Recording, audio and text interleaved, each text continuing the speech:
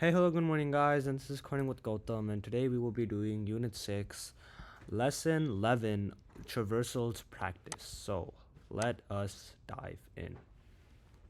So, first, what are traversals? Traversals are a type of loops that repeat. So, for example, a for loop would be a traversal. So, do this. The program traverses two parallel lists. Traversals are loops where we loop through a specific list, such as the for loop. We use indexing and the for loop to loop through every single unit of the arrays. And also, traversals are mostly for loops, but normally they're called for loops. So, traversing both lists to print the price of fruit. So, we define fruit and price. After we loop through the fruits length, then we get each fruit and then we get the respective price. So here we have apples are 99 cents, bananas are 69 cents. And both of these are at the index 0 and both of these are at the index 1. So what we do is that we loop through each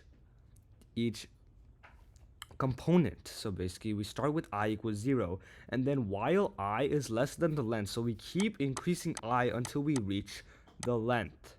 That is called a for loop. So for every time that I can fit into the fruit's length, you loop over it, and then you keep increasing I. And then using that, we use indexing to get fruits, so we get each fruit and each price. So after we run this code, we can see that we get bananas cost 99 cents. Apples cost 99 cents. Bananas cost 69 cents. After we do the same thing again, so students, Angelo, Amelia, Abel, Darian, Ellie, and then their grades. Same thing. We do the same loop that we did here, but this time we start with I equals 0 loop for every time that I can fit inside the length of the students list, and then you keep increasing I. Then you use this index for students and grades, and then you say said student is in said grade. Then the I increments after finishing the loop once. So then I becomes 1. Then if we go to Amelia, then it goes 2. But then when we reach the end, I is not less than student's length anymore. It's equal to after we reach the end because we start with 0. So that means we just terminate the loop because we finished every single component. So that's for loops in a nutshell. Then this program prints an element and list also adds numbers. Add code to print numbered list of every element in the list of colors. So here we have the favorite pets, and console log, here's a list of my favorite pets. So we start with the variable pet. We just do the general. We start with I as 0, and next we make sure that I is until I is equal to the favorite pet's length. We keep incrementing I. So then pet, we start out with favorite pets to I, and then we do I plus 1 because remember I is 0. We cannot say, we're basically printing a list, like here's a list of my favorite pets. So let me just scroll up. So we cannot say 0 dogs, 1 cats. That's not how it works. We say first dogs. So that means we add 1 to the list, add this, and then we add the pet. Same thing for colors. Favorite list of colors, do the exact same thing. This is just very simple use of traversals as we traverse through a list. Then this program traverses through the fruits and prints out all different fruits. So here we see var fruits, apples, oranges, bananas, peaches, and pears. Console log, here's the fruits that I like to eat. Traversing fruit list. So we have the variable fruit, and next then every time we loop through the fruits list, and until the I is equal to the length of the fruits list, we keep incrementing I, and then we go through every fruit. Same through vegetables. So you can see that this is pretty easy and fairly good to understand. Then we have so now we have to program filters with a list animals to take only animals with more than 5 letters in their name. Add code to filter students with those with 6 or more letters. That's the output we're looking for.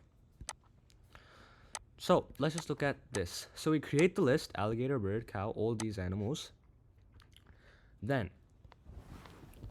we filter animals to those with more than 5 letters. So that we create a list called the animals filtered, where all the filtered animal names go. Then we loop through every single animal in the list and then get each animal.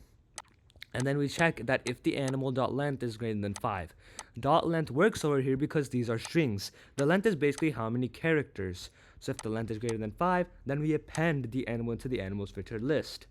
Same thing for students. We have a list of students where students have 6 or more letters in their name. We create the students filter, we create the placeholder student, do the same thing, loop this variable I until we get to the length of students, which is about 1, 2, 3, 4, 5, 6, 7, 8. We loop until I is less than 8 because we start at 0, so we stop at 7. That's 8 values, and then we keep incrementing I. So I did my video on indexing. You can check that out if you don't understand indexing, but I think you should know indexing if you came this far into your unit. So then we just skip through this, and then we check if the student length is greater than 6. We append that and extend console log animals filter and then console log students filter. So let me just take that out. Alright, so that's that. We're zooming through this. We're doing great. Now let's do number 5. This program traverses through a list and finds the minimum prices. Add code to traverse the list and find the maximum price. So we have the prices, all these prices here, and next we're setting up values for the traversal. The minimum price is the first price, so that means the minimum price is 0.7. Now we're just trying to find the minimum value. So we loop through each thing again, and then we have this new price. So how this works is that if we check the current price, so we first start with 0.7. If we check if 0.7 is less than the min price becomes the new price. So we start with 0.7. 0.7 is equal to 0.7, so it continues. 1.5 is greater, so it just skips through. 0.5 is less than 0.7. So we append that into the min price. We keep going, and then we see that the least is 0.5. This is basically a fairly simple function that all coders need to know how to find the minimum and the maximum. And the maximum is just the exact same code. This time you set the max price to this time you make sure that you're checking if the current price is greater than the max price instead of less. And we click run. The minimum price is 0.5. The max price is 3.25.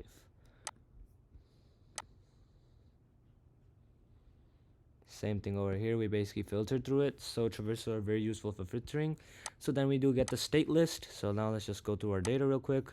US states. We have the state name, the code name, the nickname, the website of the state, the admission year into the US, admission number, capital, and the capital website, the population, population rank, the constitution, the state flag, and many more. We have the map, the landscape background, the skyline background, the area, the income, the percent in poverty, percent of adult graduates. That is a lot of data. But we're only going to be using the state's name, and the admission. So now we just want to get a list of relatively new states after 1900. So we filter the table, we get current state, current year. We do the same thing, loop through each variable, each object in the list. Then we make sure we get the state, and then we get the year. We're using the same I because we're making sure we want the year for the specific state. We do not want Alabama's year of admission for Washington's for the name of Washington. We're trying to make sure that we are using the specific date of entry into the US for this specific state. That's why we're using indexing with the same variable I. Then we check if the year is greater than 1900. Then we just put it in. Same thing here. We just check the populations. If the population is greater than 1 million, it appends. So, oh wait, population less than 1 million. So let me just change that real quick. So if the population is less than 1 million, we do that. So we can see states added since 1900. These are fairly new states. Alaska, fairly new state. Arizona, new state. Hawaii, new state. New Mexico, new state. And Oklahoma. Then we have list of states with fewer than 1 million people. We can see that Alaska, Delaware, North Dakota, South Dakota, Vermont, Wyoming, states with fairly less population or smaller states. So we can see that we achieved our goal. Let's continue. So now let's just choose the app practice. Let's choose this variable. Okay, so this app has users add and then calculate their average grade. Read and run the code to show how it works. So let's click run, add new grade as a number. So let's say we have a 98 in a class, then we have a 96, and next then 89, 100, 72, and 94. And then we calculate the grade average is a 91.5. So we can see that how the app works. We're making sure that we take the grades list. When we click the button, it takes the grade input and adds it to our grades list. Then we update the screen. The total is currently 0. And next then we create the constant average, not the constant, just the variable average. We define it. Then on event, when the average grade button is clicked, we loop through every single number we have inputted, and then we put it in the grades list. Then we loop through every number in the grades list, and next we add them together. So we have the current total, which is 0, add the grade, which is 98, then we get 98 plus 96, which is 194. Then we keep adding until we have the total, and then we divide it by the length. So that's how averaging works. Then we set the text average grade label. Your average grade is plus the average.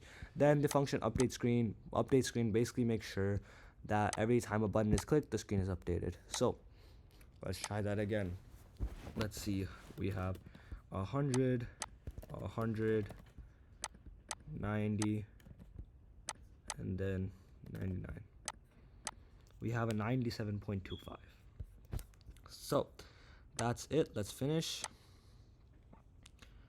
And then let's finish. Alright, so pseudocode of loops. What is stored in updated scores after running the program? So for each item in student scores, this is basically how it is in Python. It's just for item in items or for score in student score. So for each item in student scores, if the item is greater than 60, we append it to the upgraded scores, the item plus 5. Else we append 0. So 77 is greater, so then we get 77 plus 5, which is 82. 32 is less, so we get 0. Then we get 0. Then we get 97, and then we get 91. That's the answer. And that's the right answer. So, thank you guys for watching. This is lesson 11 of Unit 6. This is Coding with Gautam, and I'll see you next time.